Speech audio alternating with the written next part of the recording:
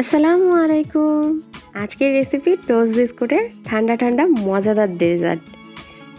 আমার রেসিপিগুলো ভালো লাগলে লাইক কমেন্ট শেয়ার করে আমার চ্যানেলটিকে সাবস্ক্রাইব করবেন আর আমার পেজটিকে ফলো করে আমার পাশেই থাকবেন। চলুন তাহলে শুরু করা যাক।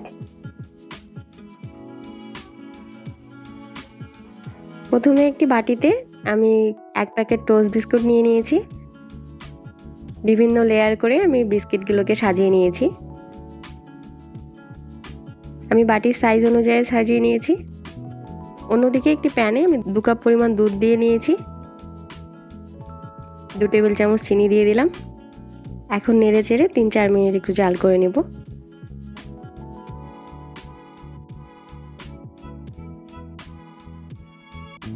দুধে ভালো মতো বলক চলে আসলে চুলার জাল অফ করে দিয়েছি। এখন সেই লেয়ার করে সাজিয়ে রাখা টোস্ট বিস্কুটের উপর গরম গরম দুধ দিয়ে দিচ্ছি। এতে করে টোস্ট বিস্কিটগুলো নরম হয়ে যাবে। আমি স্বাদ কিছুটা বাড়ানোর জন্য এখানে কিছুটা দুধের সর অ্যাড করে দিয়েছি। 10 মিনিটের জন্য রেস্টে রেখে দিলাম। অন্যদিকে প্যানে আমি আবারও 2 কাপ দুধ নিয়ে 3 টেবিল চামচ পরিমাণে চিনি দিয়ে দিচ্ছি।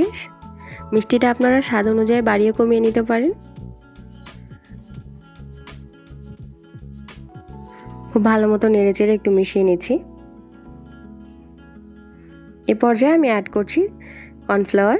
আমি 2 টেবিল চামচ কর্নফ্লাওয়ার 2 টেবিল চামচ পানি দিয়ে গুলিয়ে এখানে দিয়ে দিচ্ছি।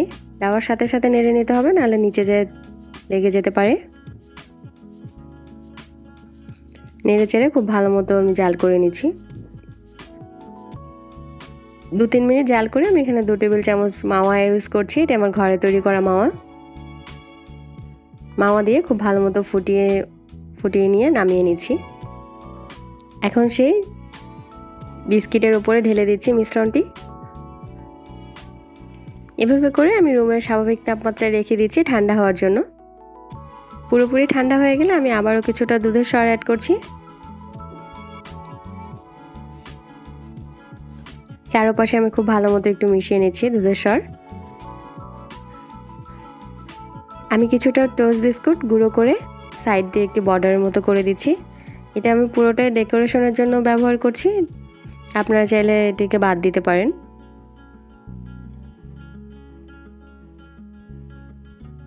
আমি এখন ডেজার্টটিকে নর্মাল ফ্রিজে রেখে দেবো 2-3 ঘন্টার জন্য।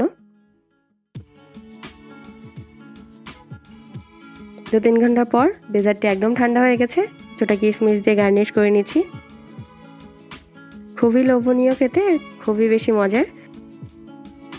অবশ্যই আপনারা একবার ঘরে তৈরি করবেন। আল্লাহ হাফিজ।